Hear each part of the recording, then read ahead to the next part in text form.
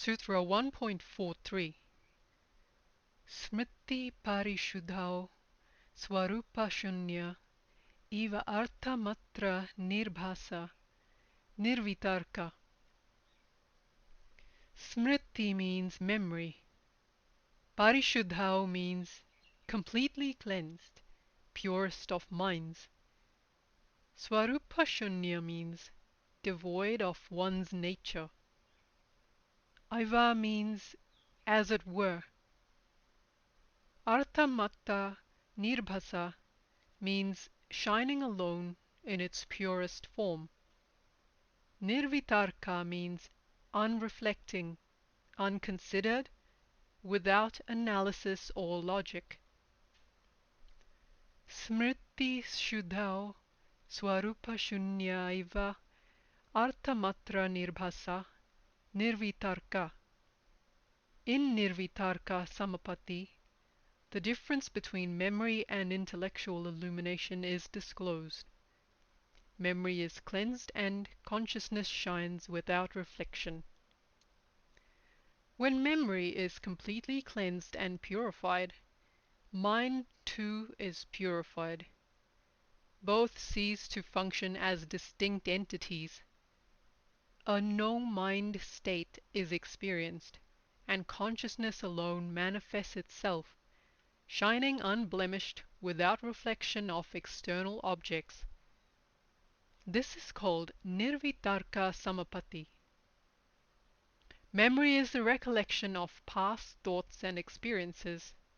It is the storehouse of past impressions. Its knowledge is reflected knowledge. The sadhaka should be aware that memory has tremendous impact on intelligence. By perseverance in yoga practices and persistent self-discipline, new experiences surface. These new experiences, free from the memories of the past, are fresh, direct, and subjective. They expunge what is remembered. Then memory ceases to function as a separate entity. It either merges with consciousness or takes a back seat, giving predominance to new experiences and bringing clarity in intelligence. For the average person, memory is a past mind. For the enlightened man, memory is a present mind. As memory is purified, intelligence becomes illuminative and moves closer to the seer, losing its identity. This is Nirvitarka Samapatti.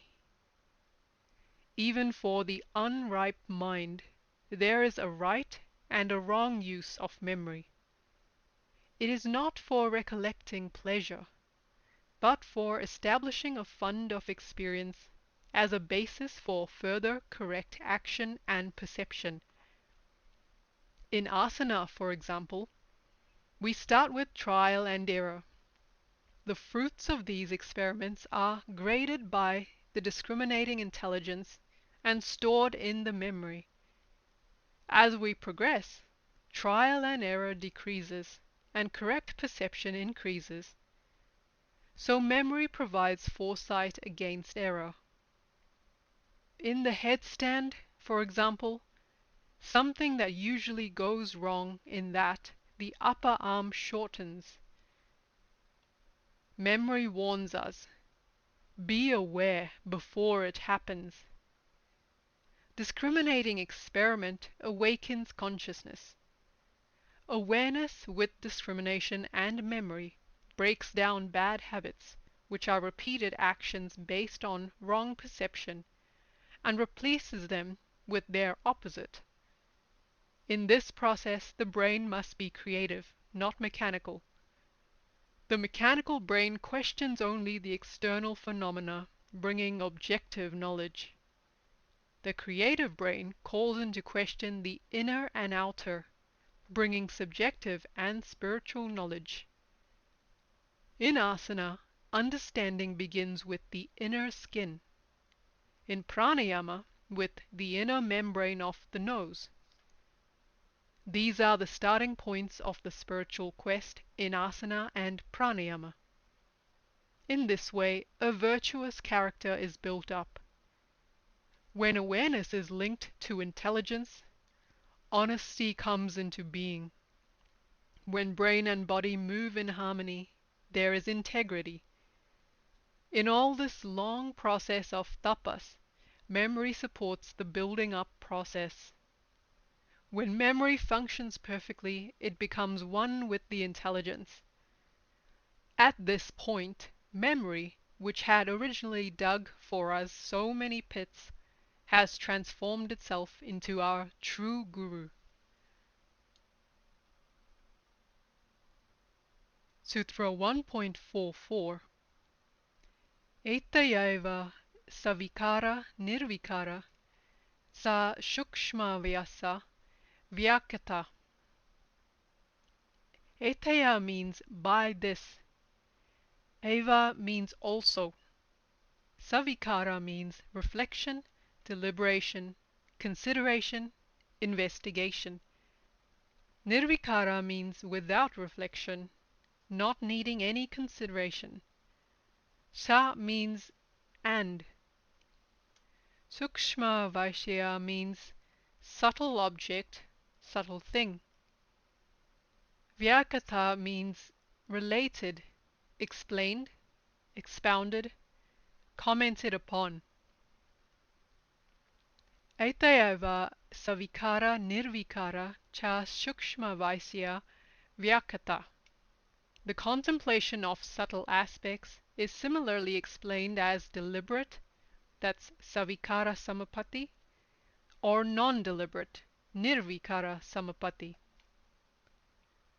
Transformation of the consciousness by contemplation on subtle objects such as the ego, ahamkara, intelligence, buddhi, or the counterpart of the elements, that is, sound, touch, sight, taste, and smell, or the qualities of luminosity, vibrancy, and dormancy of nature, conditioned by space, time, and causation, is savikara samapatti. Without these reflections, it becomes nirvikara samapatti. In nirvikara samapatti, the sadhaka experiences a state without verbal deliberation. All the subtle objects reflected in savikara are extinguished. He is free from memory, free from past experiences, devoid of all past impressions. This new state of contemplation is without cause and effect, place or time. The inexpressible states of pure bliss, ananda, and pure self, sashmita, rise to the surface and are experienced by the sadhaka. Sutra 1.45 Shukshma Vaisyatvam Chalinga Paryavasanam. Sukshma Vaisyatvam means subtle objects. Cha means and. Alinga means having no characteristic mark, unmanifested form. Paryavasanam means ending. Sukshma Visayatvam Chalinga Parvyasanam. The subtlest level of nature, Prakriti, is consciousness. When consciousness dissolves in nature, it loses all marks and becomes pure. By exploring the subtle particles of nature, the consciousness reaches its goal. It is a state of complete cessation of the fluctuations of the mind. That is the subtle, infinitesimal intelligence, Mahat, of nature, Prakriti. Prakriti is the original or natural form of anything, nature, alinga, unmanifested form. Pradhana is primary or original matter, the first evolved or source of the material world, that which is placed or set before, chief or principal thing. These are all susceptible to change, whereas the soul, Purusha, is changeless.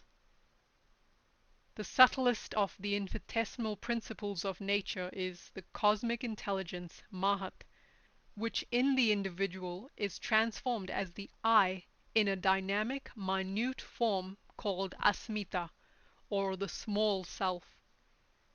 Though the self does not change, the small self brings about changes in a human being due to the influence of nature's qualities. The body is made up of the particles of Prakriti, from its outermost sheath, the body, to the innermost core, the deep self. When the individual self, the I, is quietened by yogic practices, Prakriti has reached its end and merges into the self. This is subjective experience, or subjective knowledge. The sadhaka attains purity in buddhi and ahamkara, the infinitesimal source or apex of nature, mula prakriti. Here the sadhaka has reached the crossroads of self-realization.